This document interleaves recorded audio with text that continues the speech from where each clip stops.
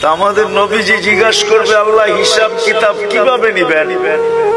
তা আল্লাহ বলে, সবারটা যেরকম নিব এরকমই নিব।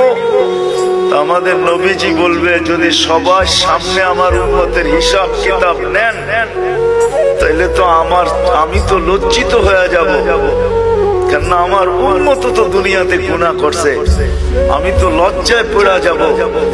আল্লাহ জিজ্ঞাসা করবে, তাইলে কিভাবে নিব? তো নবীজি বলবেন যে আমাকে নিতে দেন, আমি আলাদা ভাবে নেই।